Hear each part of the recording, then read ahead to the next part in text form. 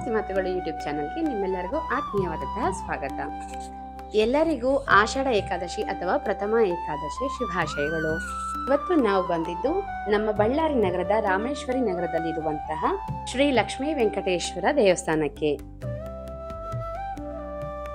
ಈ ದಿನ ಅಂದ್ರೆ ಆಷಾಢ ಶುದ್ಧ ಏಕಾದಶಿ ಎಂದು ಚಾತುರ್ಮಾಸ ವ್ರತ ಆರಂಭ ಆಗುತ್ತೆ. ಈ ಚಾತುರ್ಮಾಸ ವ್ರತವನ್ನ ಯತಿವರ್ಯರು, ಸಾಧು ಸಂತರು, ಗುರು ಹಿರಿಯರು ತುಂಬಾ ಕಠಿಣವಾದ ರೀತಿಯಲ್ಲಿ ಆಚರಿಸ್ತಾರೆ. ಜನಸಾಮಾನ್ಯರು ಯಥಾಶಕ್ತಿ ಯಥಾಭಕ್ತಿ ಆಚರಣೆ ಮಾಡ್ತಾರೆ. ಸ್ನೇಹಿತರೆ, ಈ ಆಷಾಢ ಏಕಾದಶಿಯನ್ನ ನಾವು ದೇವಶಯನಿ ಏಕಾದಶಿ ಹಾಗೂ ಪದ್ಮ ಏಕಾದಶಿ ಅಂತ ಕರಿತೇವೆ. ಯಾಕೆ ದೇವಶಯನಿ ಏಕಾದಶಿ ಅಂತ ಕರಿತೇವೆ ಅಂತ ಹೇಳಿದ್ರೆ, ಈ ಮಹಾವಿಷ್ಣು ಅವತ್ತಿನ ದಿನ ಕ್ಷೀರ ಸಮುದ್ರದಲ್ಲಿ ಆದಿಶೇಷನ ಮೇಲೆ ಯೋಗ ನಿದ್ರೆಗೆ ಜಾರುವಂತಹ ಒಂದು ನಂಬಿಕೆ ಇದೆ. ಅಲ್ಲಿಂದ ಅಂದ್ರೆ ಇವತ್ತಿನ ದಿನ ಹಿಡಿದು 4 ತಿಂಗಳ ಕಾಲ ಅಂದ್ರೆ ಅದನ್ನ ಚಾತುರ್ಮಾಸ ಅಂತ ಕರಿತೇವೆ.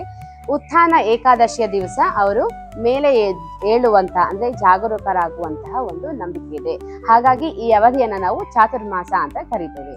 ಈ ಚಾತುರ್ಮಾಸದಲ್ಲಿ ಭಗವಾನ್ ಶ್ರೀ ವಿಷ್ಣು ನಿದ್ರೆಯಲ್ಲಿ ಇರೋದ್ರಿಂದ ಅವರು ಬೇರೆ ದೇವಾನುದೇವತೆಗಳಿಗೆ ಅವರವರದೇ ಆದ ಒಂದು ಜವಾಬ್ದಾರಿಯನ್ನ ಹಂಚಿರ್ತಾರೆ. ಹಾಗಾಗಿ ನಮಗೆ ಈ ಶ್ರಾವಣ ಮಾಸದಲ್ಲಿ, ಕಾರ್ತಿಕ ಮಾಸದಲ್ಲಿ ಹೆಚ್ಚಾಗಿ ಹಬ್ಬಗಳು ಬರುತ್ತೆ.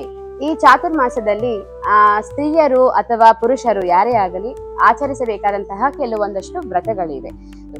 ಆಹಾರದಲ್ಲಿ ದ್ವಿದಳ ಧಾನ್ಯ ಆಗಿರ್ಬೋದು, ಕ್ಷೀರ ವ್ರತ ಆಗಿರ್ಬೋದು, ದಧಿ ವ್ರತ ಆಗಿರಬಹುದು, ಈ ತರ ವಿಧ ವಿಧವಾದ ಆಹಾರ ವ್ರತಗಳು ಇದೆ. ಸುಮಂಗಲಿಯರು ಅರ್ಶಿನ ಕುಂಕುಮದ ಬಟ್ಟಲು ದಾನ ಮಾಡುವಂಥದ್ದು, ಬಳೆ ದಾನ ಮಾಡುವಂಥದ್ದು, ಹೂವುಗಳನ್ನ ದಾನ ಮಾಡುವಂಥದ್ದು, ರಂಗೋಲಿ ಇಡುವಂಥದ್ದು, ಪ್ರದಕ್ಷಿಣೆ ನಮಸ್ಕಾರ ಹಾಕುವಂಥದ್ದು, ಈ ತರ ಹಲವಾರು ವಿಧವಾದ ವ್ರತಗಳು ಇದೆ. ಯಾರೆಲ್ಲ ಚಾತುರ್ಮಾಸದಲ್ಲಿ ಈ ತರ ವ್ರತಗಳನ್ನ ಆಚರಣೆ ಮಾಡ್ತಾರೆ ಅವ್ರಿಗೆಲ್ಲ ಸುಖ, ಶಾಂತಿ, ನೆಮ್ಮದಿ ಹಾಗೂ ಮೋಕ್ಷ ಪ್ರಾಪ್ತಿಯಾಗುತ್ತೆ ಅನ್ನುವಂತ ಒಂದು ನಂಬಿಕೆ ಇದೆ.